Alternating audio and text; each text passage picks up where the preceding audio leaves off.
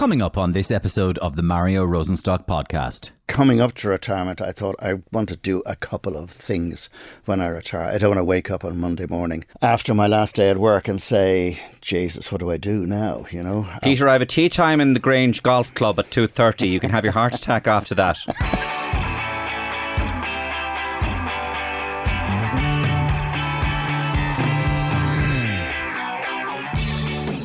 Now, lots of us have bucket list type ambitions to do something hugely adventurous, but not all of us actually end up doing it. And I just love to hear stories of those who did. And that's what we have for you on today's episode. Peter Murtagh, having retired from the Irish Times after decades of doing the work he loved to do, hopped on his motorbike and spent 8 months travelling 45,000 kilometres from the bottom of South America to the very top of North America. Peter rode alone through deserts, mountains, jungles and cities. And on this episode, he joins me to tell me about the places he saw, the people he met, and what he has learned about himself and the world in the process. This was kind of warning about, bad guys, police bad guys or bandits or whatever. If you get stopped by somebody, stop the bike, take off your sunglasses, take off your helmet, turn the engine off, get off the bike and walk up to them with your hand out and say, hola amigos, ¿qué tal? With a big smile. And I'd be looking around me and seeing those sort of problems on a scale that was just unimaginable for most people living in Ireland. It really brought home to me that we have it very good in this country. And even the people who are struggling are nowhere near as far down the pecking order as some of the people I was seeing. I said, there's no other country in the world, none at all, that has regular school massacres, shopping mall massacres. No other country has this problem. How come you have it in the United States? And he looked at me straight in the eye and he says, because we got more freedom. This is a fascinating story, and Peter, of course, as you might imagine, is a great storyteller. And he'll be here to share it with you in just a couple of minutes' time. But listen, folks, what about the weather? Where has the summer gone? Everyone's talking about it. We've even been inundated with messages on the Mario Rosenstock hotline. Hi, you've reached the Mario Rosenstock Podcast. Please leave a message. Hi, this is Leo Varadkar here. Mario, still enjoying the podcast. Have you noticed that ever since I announced that I won't be running for the Dáil anymore, that the weather is absolutely shocking? I'd been in the gym actually for a number of weeks. I wanted to give the good Irish public a glimpse of my buffed up abs for a couple of last see you later for old time's sake views, but absolutely nothing, just totally depressing, more depressing than the prospect of a Sinn Féin government, I expect. Anyway, yeah, carry on.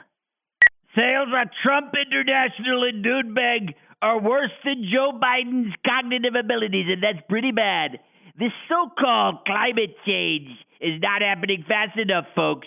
We need to get more drills into the ground. Drill, baby, drill. More gas into pickup trucks and start getting the planet hotter. Hotter, faster. Drill, baby, drill. Hotter, faster. This is President Joe Biden, Richard Nixon. Folks, it doesn't matter. It doesn't matter who's president, Churchill, NASA space control.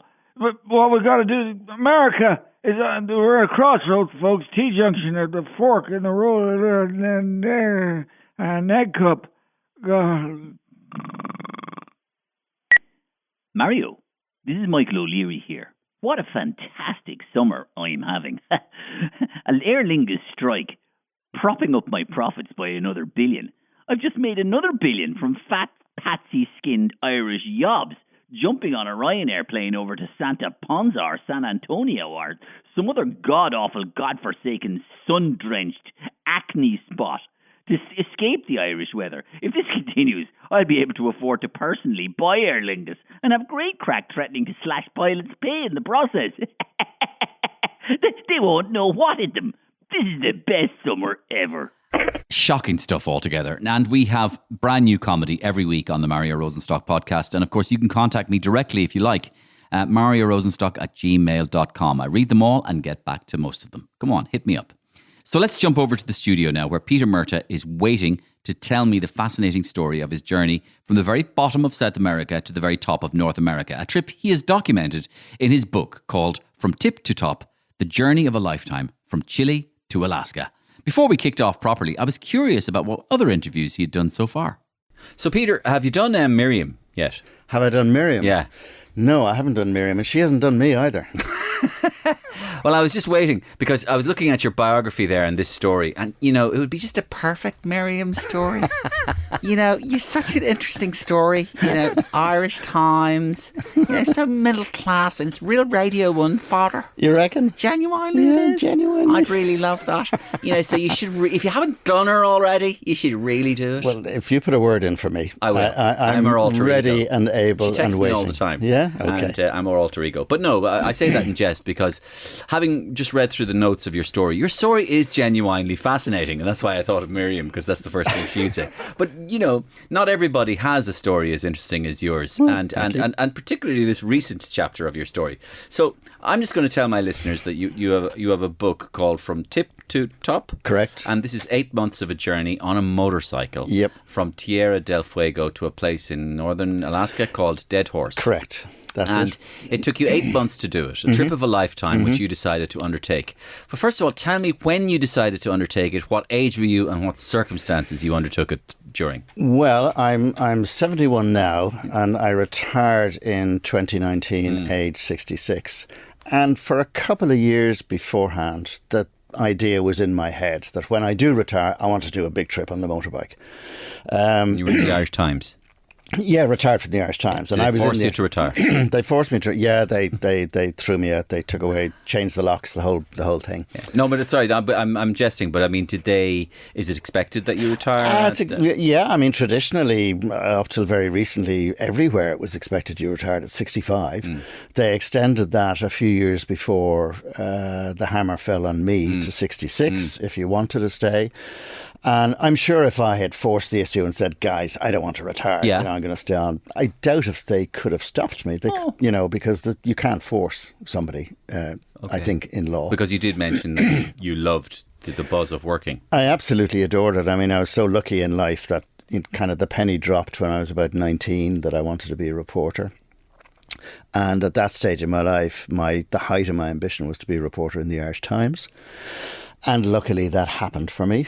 And I was there for many years, not my whole career, but a good many years. And I really adored my job. And the job I liked most, although I rattled around management a bit, the job I liked most was being a reporter, being just a gumshoe reporter in the newsroom without any particular title, just chasing stories. And no particular brief and no particular genre of story necessarily. Well, I suppose, when I started off, I started doing crime and what have you, and I was crime and security correspondent, so quite a bit in the north and a bit about the guards and all of that stuff.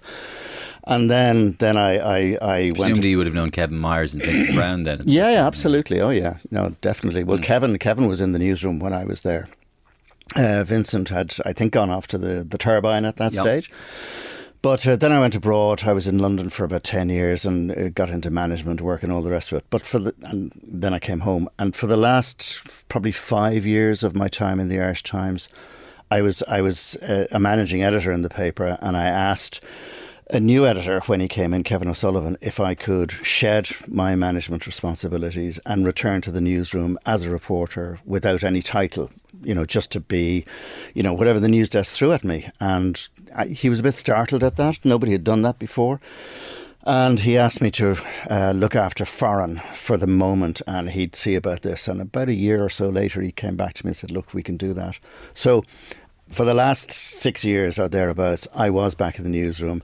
And you mentioned genre. I mean, what I liked doing more than anything else was long form reports. So when I went back into the newsroom, the first story I worked on it for a whole year. And it was about a car crash. And I ended up after a year writing about 11,000 words about this one single car crash. Looking at it from every single angle possible and trying to explain what happened. So, that's what I really liked doing, was burrowing into a story, getting under the skin of a story, spending a lot of time at it, and then writing what you hope is kind of the definitive account of the story. And a car crash is such an almost banal thing. They happen every day. They're not banal for the people who are seriously injured or killed. but they kind of last in the news and the headlines for one or two bulletins, and then there's maybe a funeral report, and there's lots of hand-wringing, and everybody gets on with their life, except, of course, the people affected. And I just wanted to really shine a hot light on a car crash, and took the first one of this particular year that happened in the early hours of January the 1st, and just kind of researched it to death for a whole year. So that was the kind of reporting I liked doing. And before we move on to the main part of why you're here, that you raise a very interesting point, which we could digress for ages about. I mean, this digress away. Well, the long form journalism and how that's pretty much one of the fundamental changes that have taken place in journalism, that there really is no budget and there's no we're losing this. This is what journalism is, to stick at something, to burrow under. Yeah, I mean, sure. I mean, journalism to me is about finding stuff out and explaining it to readers, and that can be political, it can be whatever. But it's there is a kind of, without being po-faced about it, there is a kind of nobility about it, that you are trying to explain the world to people so that they are better informed and they can make decisions in their own life and in politics that are well informed. And, you know, here we are on a podcast. I mean, you know, when I was the height of my journalistic career, this wasn't invented. Social media wasn't invented. And the drift away from print, the drift away from in-depth reporting and explanation has been huge. And with it has been a sort of meltdown in advertising and revenue. So traditional media, yes, finds it really, really difficult to devote resources to this. Well, it costs money to have Peter Murtagh to investigate a story for a year without necessarily producing proof and copy there and then for the next day. Yeah. And you said how journalism has changed. You're bloody right, it's changed. Yeah. Journalism now is a journalist ringing me up and going, Mario, can you give me 1,500 words on your Christmas present? I know, just your favourite Christmas present. So you want me to tell you? No, just write it up for me and send it in for me. What was it? What was it? I do it for you. Yeah, and you're not going to get paid either. I don't get paid, but I do it for you and you get paid. Well, the number of people I see on things like Twitter / X, when you put up, say, a link to an Irish Times story or an Independent story or whatever, and it's a subscriber only, and they say, oh, it's behind a paywall. You know, you think, well, yeah, you know, the guy who wrote it, the girl who wrote it, they need to pay their mortgage and get a salary. So, you know, what do you expect them to work for free? Oh, absolutely. No, I'm a complete sucker for that. And I mean, actually, I laugh at myself sometimes because I pay for so many paywalls. Really? I have so many subscriptions, it's ridiculous. And I go out and I buy the papers as well. And my wife goes, you're such an idiot. And I go, well, yeah, but I do believe in paying for journalism. Good. You know, so I play. So anyway. Do I get paid today? No. Ed gets paid. Okay. I get paid. You get paid. Ed gets paid. And you get paid. I don't. Well, I get paid in a kind of a very long-winded sort of way. Should I leave now? No? I'm selling your books for you, pal. You are. That's it. From Tip to Top by Gill Books. Do you have any idea how many people listen to this podcast? I don't actually. Yeah, how many? You'll sell a few books. How many listen to it? Well, I can't say that. It's that's a state secret. No, do you know why? Because nobody says on podcasts how many people listen. Well, hello to you all out there. Please do buy the book. How are you, John? Nobody says how many people listen to podcasts. Tommy Tiernan, he wouldn't tell you that there'd be like 4 million people listening to himself and Hector. Just looking into the space and talking about Knockrothery and Cardavin and Muff. Muff? Yeah, well, they do a big dive into Muff. Yes, indeed. So anyway, let's get on to the main part of the story. So that's Peter. For my listeners, that's Peter. You got a kind of a flavour of Peter, a brief flavour. And then, Peter, you had always wanted to go on this trip, did you? When did you had decided later in your career? Yeah, kind of not always. You see, I rode a motorbike when I was 17, 18, 19, and then I kind of grew up and did all the things people do, you know, and I didn't ride a motorbike. And then in my mid-50s, a pal who did ride the motorbike I now have, which, for your bike listeners, is a BMW R1200 GS Adventure. Is that a touring bike? Yeah, it's a touring bike, although tourers are a different kind of shape. Okay. But yeah, it's an enduro. It's a big bike. It's the bike for going around the world, basically. Okay. So it's a big bike. He offered to borrow one for me and the pair of us would head off, and I did that, and at the end of it I just thought, oh my God, you know, this is just fantastic. Yeah. So that got me back onto it in my mid-50s. And I bought one and I went in and out of work to the Irish Times on it for years, and when they sent me out on reporting jobs I went on the bike and what have you. And So it was, as I say, coming up to retirement, I thought I want to do a couple of things when I retire. I don't want to wake up on Monday morning after my last day at work and say, Jesus, what do I do now? You know, Peter, I have a tea time in the Grange Golf Club at 2:30. You can have your heart attack after that. I'm not into golf. No, I knew you're not. So anyway, I decided, look, I'm going to do a big biking journey. So then it was a question of, well, what do you do? And I just thought, well, this is one of the great motorbike rides from the bottom of South America to the top of North America, or the other way around, which is actually how most people do it. So I decided to go from the bottom, from Tierra del Fuego, up through South America, Central America, and up to a place called Prudhoe Bay, which is the heart of the Alaskan oil industry. And is at the end of I think it's a 700-mile long gravel road called the Dalton Highway. A 700 mile? Yeah. And was built by the Americans? Yeah, it was built by the American oil industry in something I can't remember now exactly. 700 miles? Yeah. Is it largely straight? No, No, actually, it winds and it goes through a mountain range called the Brooks Range. And actually about a third of it now is paved and the rest is gravel, but it was built in something like 150 or 170 days. I can't remember. It's absolutely extraordinary. Amazing. It is amazing. So when you started in Tierra del Fuego, presumably that's quite a cold part of the world, isn't it? Well, yes, it is. In winter, I started there, as you say, I had 2 goes at this. First time was interrupted by COVID. Yeah. So second, do you know what? We skipped the You skip COVID, yeah. Everybody just should pretend forget you about it. Yeah, never that's right. So you started in Tierra del Fuego. I started in November, which of course is their spring. Yeah. So their spring grew into their summer as I went up through Argentina and Chile and into Bolivia. And then I was into the tropics, and then I came into the spring in the United States. So I kind of had 8 months of spring and summer, which was sort of extraordinary. And you stayed in a mixture of hostels, B&Bs, Airbnbs or tents? Or? For the most part in South America, it was hostels because they're so good and they're so cheap and they're safe and they're full of nice, interesting people. Nice. But then in Central America and in particular in North America, it was all camping or nearly all camping. Again, because the cost of hotels and hostels in the United States is incredible. Like it's very hard to get a motel for less than 100, 120 quid. Okay. Whereas a campsite is, 20, 25, 30 quid. And you did this on your own, Peter? I did. Yeah. That's a funny one because I don't know. I suppose I'd be like a lot of people. I would probably say to myself, I don't know if I can do this on my own. Not because I'm afraid, but because of company. Of solitude, of loneliness. Well, I wanted that. Yeah. I wanted to be on my own, not because I'm not a gregarious person and I don't like people. I love them and I'm very gregarious, and anybody who knows me will, I talk to people all the time. But it was because I wanted, over this 8 months, I wanted my own mind and my own focus to be on the places that I was seeing and the people I was meeting, not my pal, and sort of saying, where are we going to go today and blah, blah, blah, what do you think of that? So my focus was on who I was meeting and where I was. And of course I was writing all the time in the Irish Times.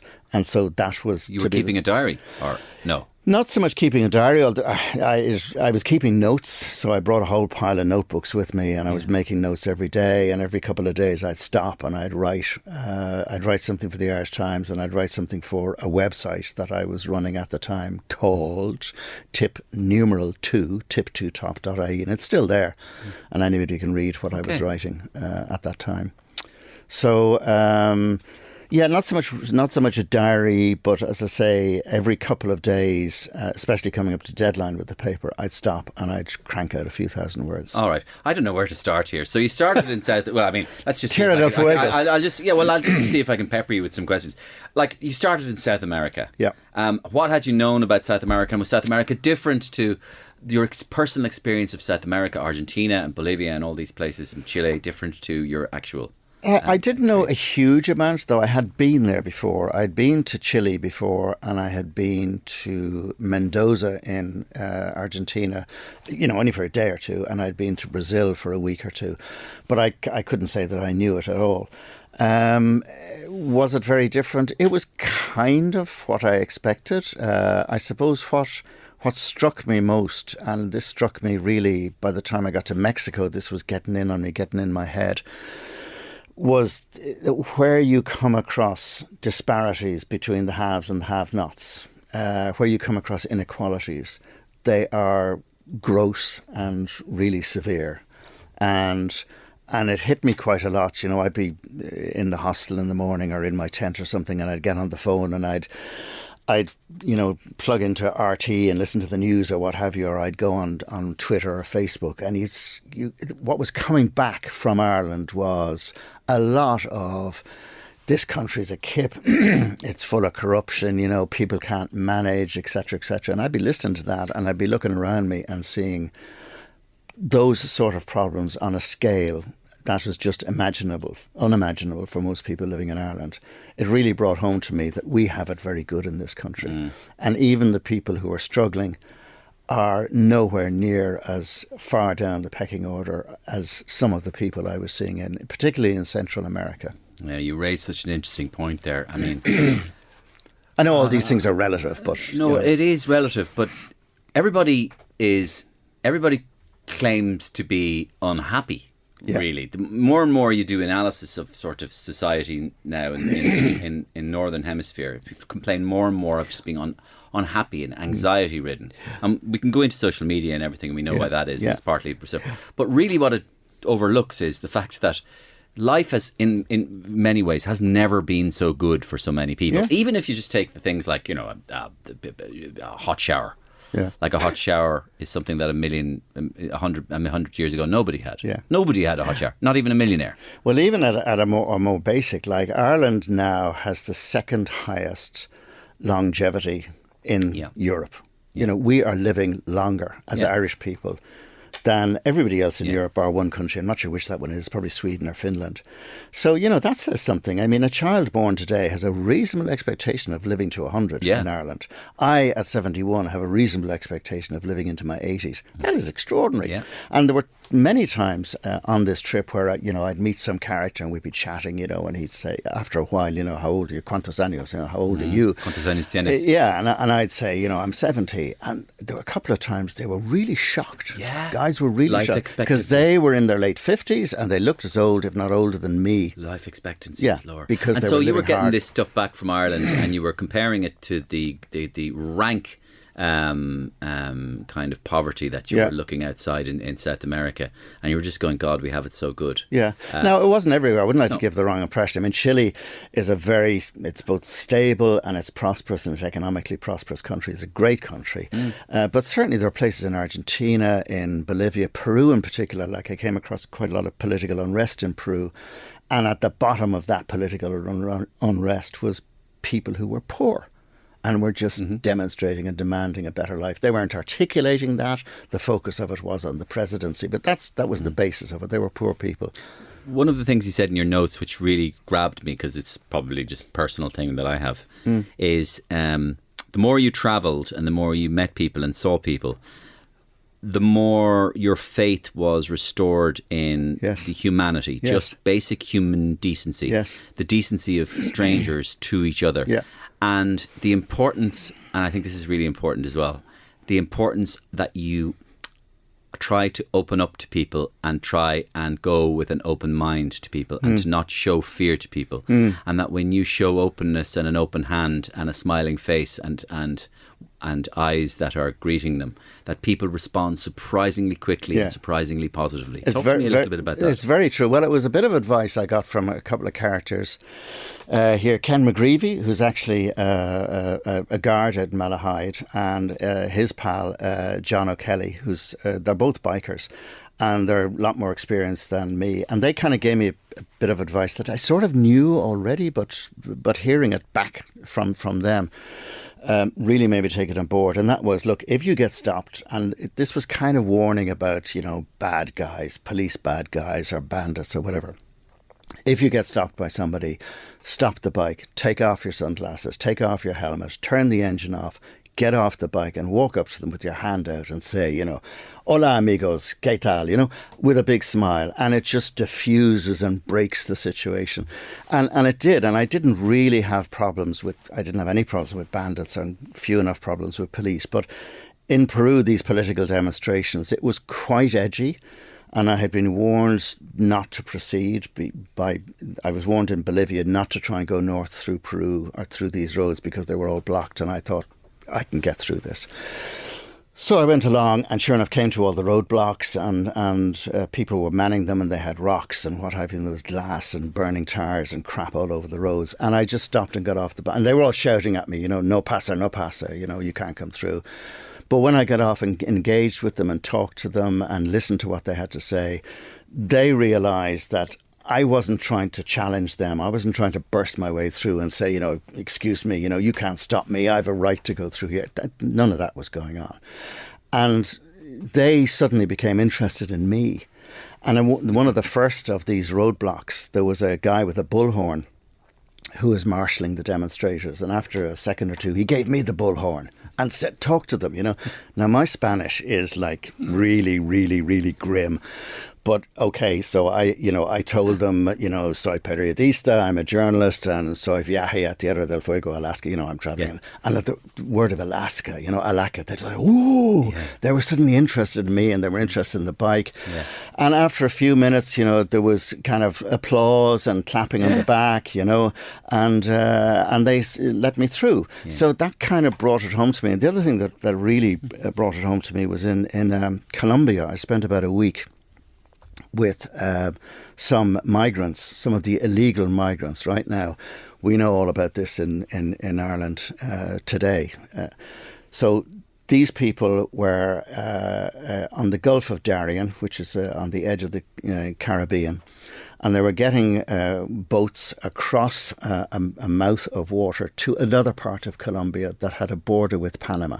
There's no road between South America and Central America, right? You've got to fly or go by sea. Okay.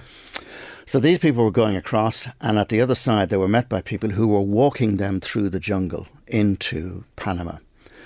When I went to this place called Necloctli, there were 1,000 people a day, every day, on the beach waiting for ferries, with all their worldly possessions in black plastic bags and wheelie suitcases, young mothers with babies in pouches on their bellies, young men, older men, a mass of people all trying to get to the United States. They were from Venezuela, where 7 million people have left that country in the last, I think, 10 or 15 years because of the political problems there, looking for a better life. They were from Haiti, and bizarrely, they were from China.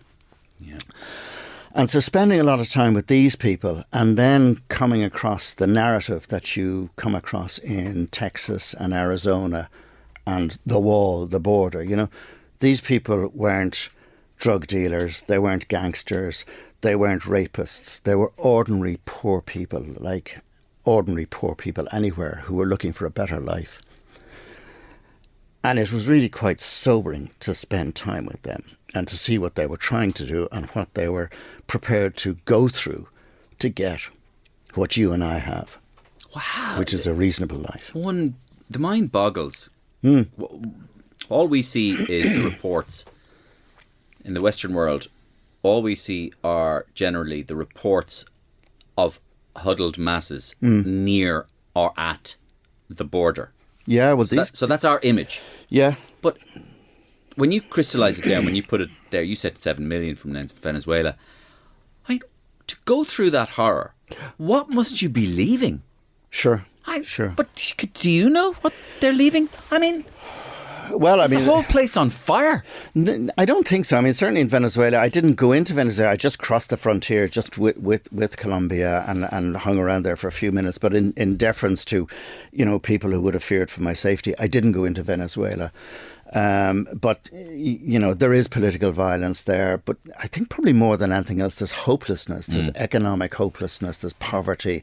People see no future, and they think, I'm 25, I'm 30. Like I met this guy at the frontier. Cucuta. That was the name of the town. The Colombian city of Cucuta is right on the border with Venezuela. And I met this guy, and he had what was obviously an instrument case, and it was a violin case, and he was a violinist. Yeah. And he was leaving Venezuela, and he said to me initially, I'm going to, I think he said he was going to Bogota or something. And then when he got to know me a bit better, he said, I'm not going there. And he was trying to get to the States. And they're just people flooding out of a country out of hopelessness. They are not looking for anything more than you and I are looking for. And they're making a journey of several thousand kilometers in extreme conditions. When I got to Texas, first of all, when I was with these people in Colombia and across the Darien Gulf and up to the edge of Panama, I obviously had to leave them there because, like, I'd left my motorbike behind, and I just couldn't go on. But when I got to Texas, CNN one Sunday night, CNN had this fantastic report, very lengthy report from one of their journalists who stayed with the migrants and walked with them through the jungle into Panama. And he was stepping over bodies, and people were being attacked. And I mean, it was like, it was a bit like no man's land on the Western Front. It was appalling. And this is what people were prepared to try and navigate through, often with children, with babies, for a better life. And as I say, to then read and kind of experience the narrative in the United States about migration, it's pretty hard to take. And then to see this wall, I mean, it's not a wall, it's a huge fence about 30 meters high along southern Arizona that's keeping people out. I mean, it's not a solution. I understand why it's there and the political argument about it. But, the solution to these problems is in Venezuela, it's in Haiti, it's giving people where they live a reason to stay where they live. I mean, we know this more than any other country. How many of us went to Boston and New York and would have stayed in Ireland? Because of economic necessity. Exactly, or because of the famine, and then in our living memory with the despair of the 80s. Yes, absolutely. And had those things not happened, so the solution to this problem is here. Wasn't that sort of customs in JFK Airport, New York, correct, or the Mexican border. It's here. Another one you bring up, which is a very interesting one, you just touched on it very briefly there, and it's fascinating to anybody who's looking at world affairs at the moment. It's something I'd like to learn more about or hear more about. You said China. Yeah. And what's emerging out of the migrant situation going into America is that, as you said, an awful high percentage are Chinese. Yeah. But they're not poor Chinese. A lot of them are middle-class Chinese, yes, which is a strange one. Yeah, the Chinese thing, apart from what I could see myself, I got from the UN Office of Migration. On this place, Neglockley, there were two kind of NGO operations on the beach, helping and advising people. One was by the Colombian Red Cross and the other was the UN International Office of Migration.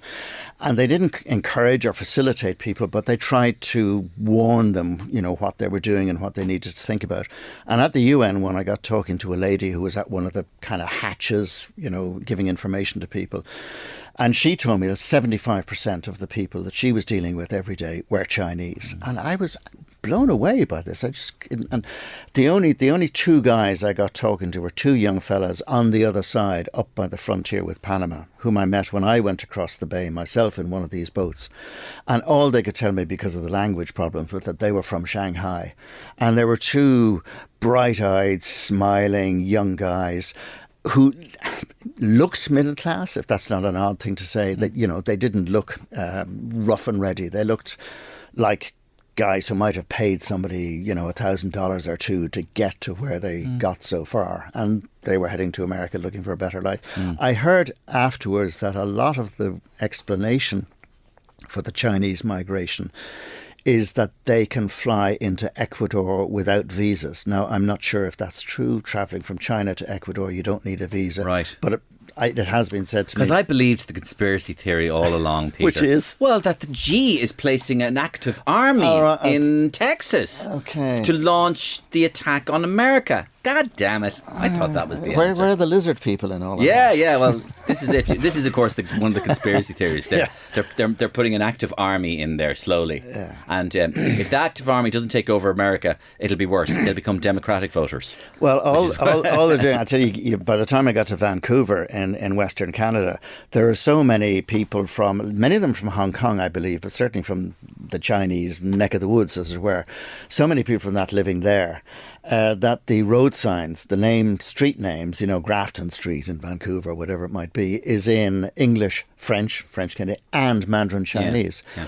And the economic vibrancy you can see there from the Chinese community, small shops, restaurants, etc. That is the effect of successful migration, is that you get this huge economic boost. Oh, yeah, that's right. That's right, yeah, and that's well known. If only the UK would bear that in mind, they might get a little bit of a boost. Anyway, that's another story. That's another day's work. So now, forgive my ignorance of this. So then you're on your bike, and they're migrants. They're going nowhere, but you're going on your bike. Do you have a visa then to get into the United States? Because you're going through the wall. Yeah, indeed. Yeah, the whole visa. Does that mean you have a visa? You have a temporary visa, holiday visa. Well, as it happened, before I embarked on this journey, I applied for and got an I visa, which as a working journalist. Once before going to the States, I on a tourist visa with the ESTA thing, it was a tourist visa, just going over for a fortnight. I was questioned as I was getting on the plane, and what do you do for a living? I'm a journalist. And you go, no, it's a holiday. I said, but I might take a few notes and write a travel piece. And bang, work. I was like, oh yeah, work. You step this way, sir. You know. And I ended up having to swear on a Bible and all the rest of it. It was extraordinary. And so I just thought, this time I'm not going to mess around. No. I am going to be working. I am going to be writing. I am going to be sending to the Irish Times. So I just thought, I'll do this above board. So I applied for and was given an I visa.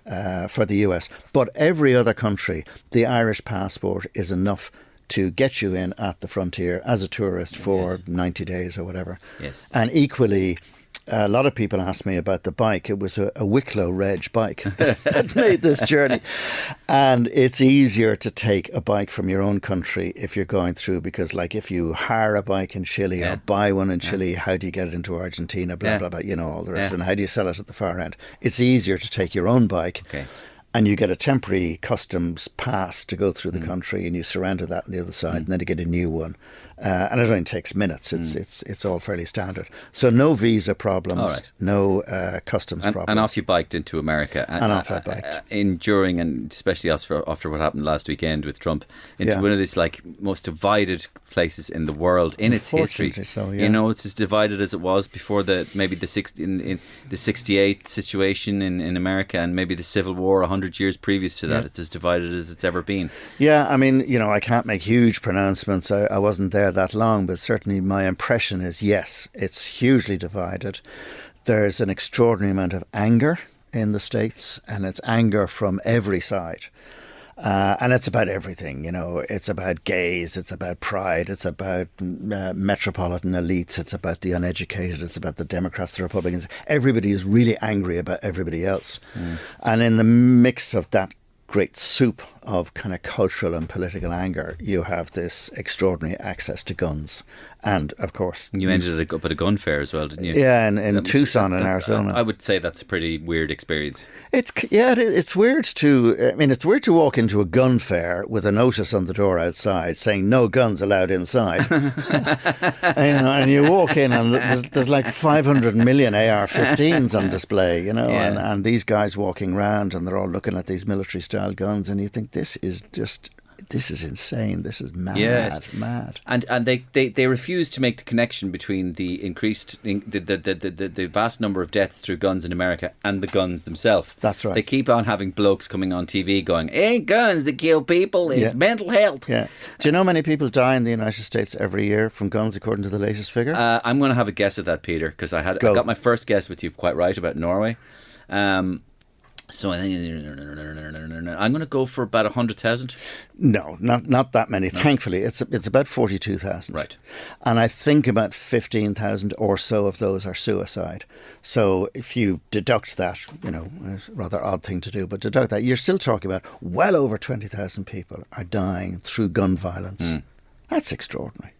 It is, and that AR-15 you talked about was the very gun that shot at Trump. Yeah, and it's known as America's gun. And he is the biggest supporter of the AR-15. Yeah. And actually just recently I saw just in 3 southern states, which you would have passed through, and the listeners would love to hear this because they haven't heard it already, because it's just your mind boggles. So now ammunition is being passed through Congress as being introduced into vending machines. Yeah.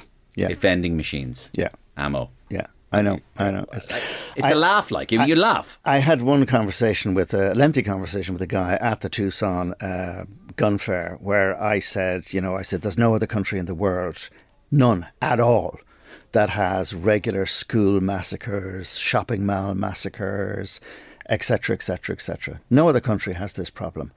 How come you have it in the United States? And he looked at me straight in the eye and he says, because we got more freedom. Yeah, that's a very, very strange answer. They're also under the misapprehension. I do a lot of thinking about America, but they're also under the misapprehension that they're the only people in the world that have democracy and freedom. Sweden doesn't have democracy. Norway has no democracy. Sure. The UK is a dictatorship. Ireland is some sort. Well, I mean, the likely next Vice President of the United States, Mr. Vance, only yesterday, at the day he was confirmed as the vice presidential candidate, said that the United Kingdom, since the Labour Party won the election, is now the world's first Islamic country with nuclear power. I mean, that is just like so off the wall. But it is completely batshit crazy. It is, I'm afraid. That's hat stand. Yeah. So anyway, look, the other thing about all of this is that there's a kind of point counterpoint or a bizarre side to this. You come across these attitudes, you come across this hardware and this culture of guns and, as you say, the link to freedom and all the rest of it.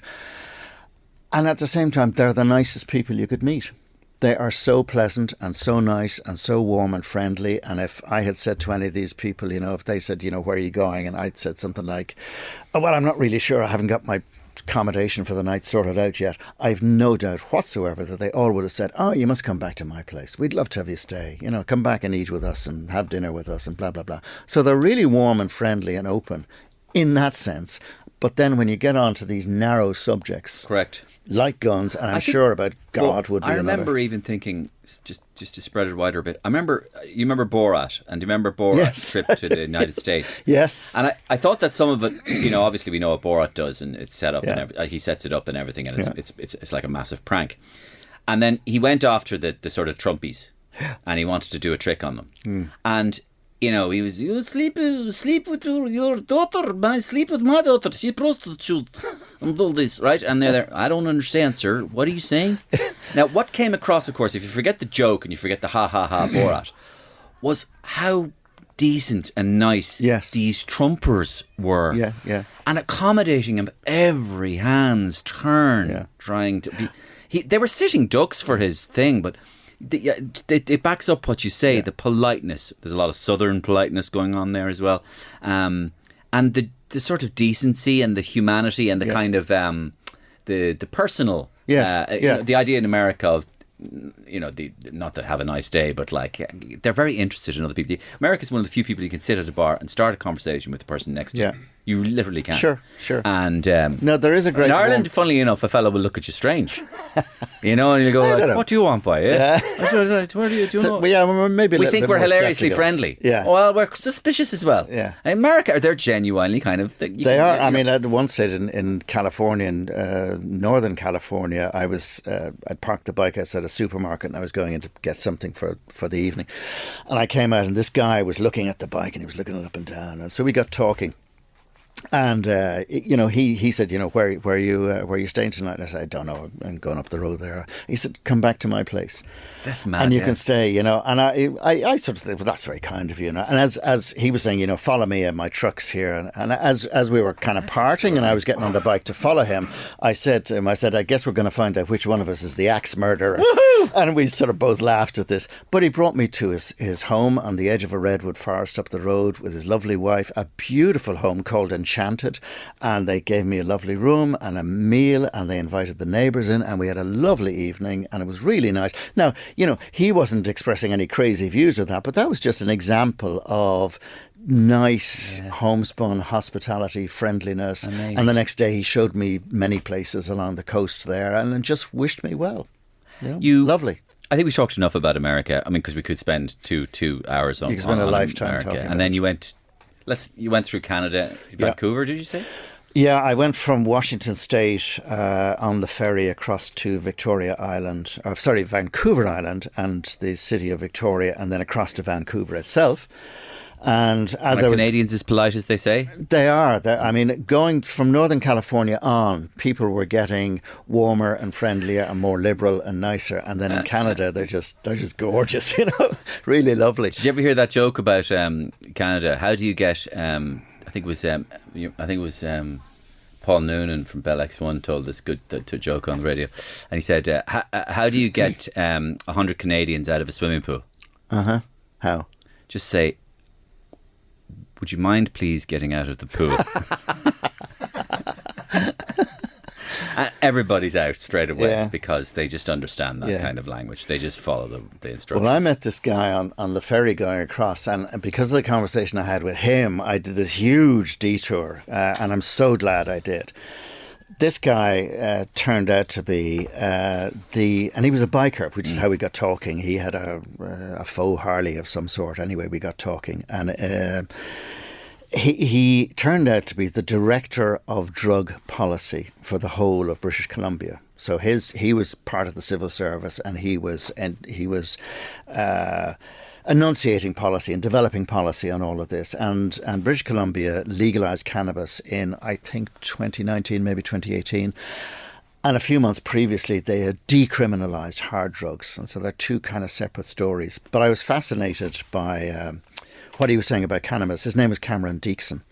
And I said, look, I'd like to write about that. Where should I go to see the effect of this? And he said, go east, go to the Kootenays, go to a place called Nelson.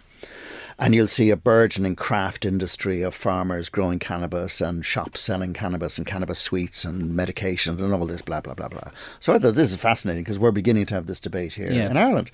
So I went there, spent about a week there and wrote a lengthy piece for the Irish Times about this and the effect it has had on Canada. And just in case anybody's worried, it's had no bad effect as far as I can see. I think hard drugs is a different story. But because I was over there, I thought I can't kind of turn back and head in the direction I was thinking. I got to see the Canadian Rockies that were only down the road. And my God, I mean, to go over the Kootenay Pass into Alberta towards Banff and then up a thing called the Icefield Parkway to Jasper. I mean, the scenery is just... It literally is jaw-dropping, and I'm stopping the bike every couple of miles because I can't believe the vista in front of me. The landscape, nature, the majesty of the whole thing is fabulous, and that was one of the best experiences. I see. And then the journey ends in Alaska. Yeah, through the Yukon. And you did go to this place called Dead Horse, which is a kind of a town. No, it's not actually. I thought it was a town. And as I was going along the Dalton, I was thinking, I'm quite nervous. That's the 700 kilometre. That's the 700 kilometre gravel road and what have you. And I'm a bit nervous about this, and I get more confident as no disasters happen and I manage the gravel and all the rest of it. And I'm thinking, I can't wait to get to Dead Horse, and I'm going to have a beer, and I'm going to, it's going to be, this is 8 months and 44,000 kilometres. This is going to be just great. And I arrive in Dead Horse. First of all, there's no town. It's just a series of huge, big contractors' compounds serving the oil wells that are all land-based. So there's loads of trucks, and there's loads of barbed wire, and there's loads of pipes, and there's loads of gantries, and blah-de-blah-de-blah. And there's a couple of kind of sleep house blocks, one of which is a hotel. And there's a single petrol station which has no staff in it. You just a credit card you stick into a hole.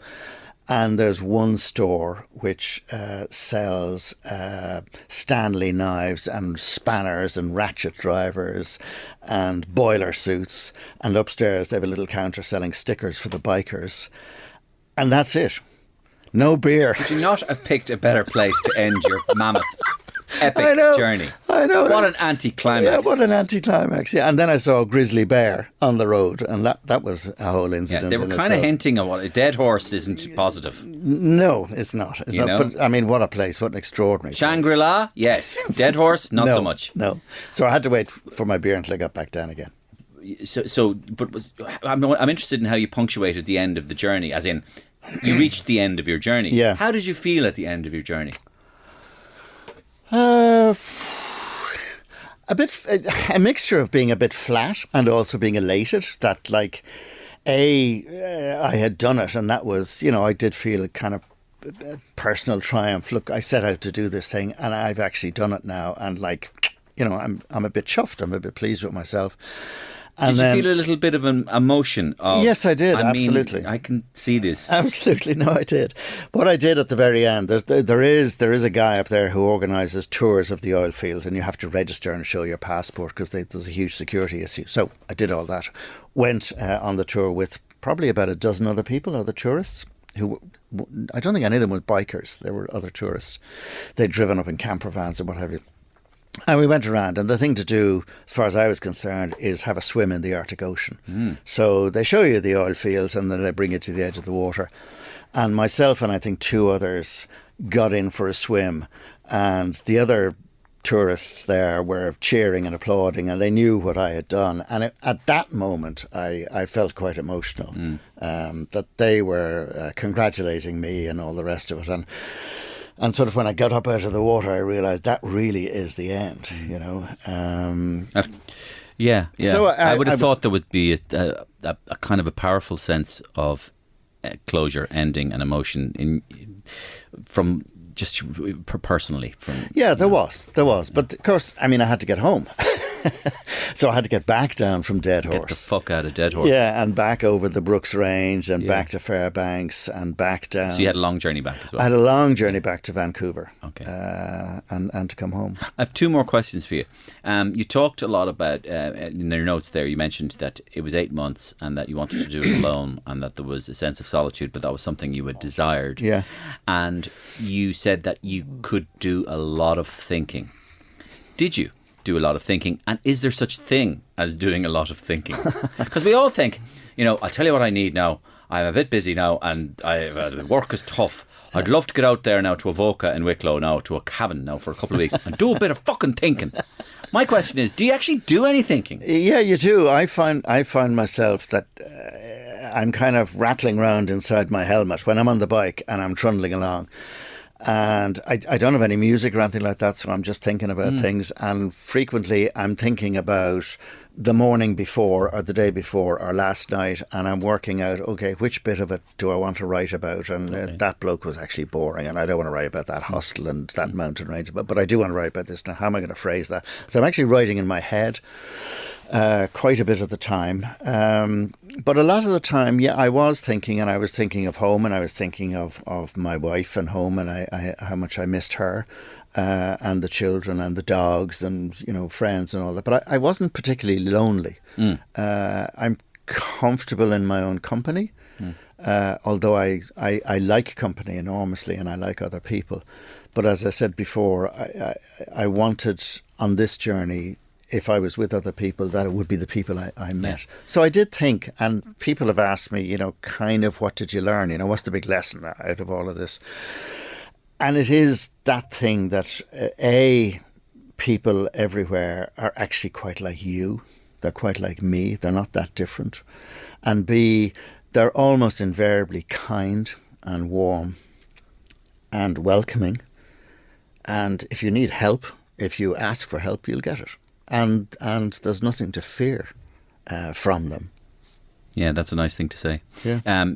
The last one is you're very, very sprightly 71-year-old. Like, you're in very good nick. Thank you. Yeah, and... well, I was just with the doctor this morning having a checkup, another 50,000 mile checkup, and he said, good to go. Good to go, yeah. Yes. So I'm wondering, are you good to go and where? Oh, do you want? Is that a kind of? Have you turned your mind to other things now, or did it give you a desire, a graw to take something else on? Yeah, I mean, there are other stories I would like to research and write. One it's not a biking story, but there is a kind of personal story that I'd like to work on. I'd like to do more biking. I mean, I'd mentioned I'm just back from a couple of weeks up in Norway. I'm not sure I'll ever do anything quite as ambitious as this. I mean, it's asking a lot of my wife, asking a lot of her to allow me to do something like that, and the worry it puts on her, which is, I'm sort of conscious of that. But leaving that to one side for the moment, I'd like to go across Russia. I'd like to go across the stands, but I'm not sure if I will. The stands. What's that? Kazakhstan, Uzbekistan, Tajikistan. Right. The Silk Road, all of that stuff. Yeah. That would be quite nice. Yeah, the stands, Yeah, but we'll see. Uzbekistan. Yeah. What other stands are there? You said Kazakhstan. Borat Stan. That's Borat Stan, Kazakhstan. Prostitute. So listen, I'm inspired by your story. I genuinely am, and you tell it really well, as I would expect a journalist to. And thank you so much for talking to me. Not at all. And I'll be telling it again, just if I can mention, on August the 3rd and the 4th, Books at 1. Saturday, August the 3rd in Letterfrack at 4 o'clock, Books at 1. And Sunday the 4th in Lewisburg, Books at 1 at 3 p.m. So if anybody's in that neck of the woods, Letterfrack in Galway and Lewisburg and Mayo, do come along to Books at 1, and sure, I'll rattle away and show a few pictures. Are you going by bike? I'm not sure if I can. I'll have to probably bring Don't go Erin Road, Aaron. Please. The tea trolley's gone long ago. Oh, really? You'd have better supplies on your bike. Okay, yeah, well, I'll bring a little stove. Tea or coffee? Coffee, tea. Tea or coffee? Coffee or tea. The book is called Tip to Top. Top to Tip. Tip to Top. Tip to From top. Tip to Top. Tip to top, yeah. Journey from Tierra del Fuego to that place in Dead Horse. Yeah. Where there was no beer. Yeah. All right. Peter, thank you so much. Thank you very much. And that's it for this week from the Mario Rosenstock Podcast. Thanks for joining me. Remember to get in touch with me personally if you have any ideas of who you'd like to hear on the show, constructive criticisms, or just downright compliments. Same time, same place next week. See you then.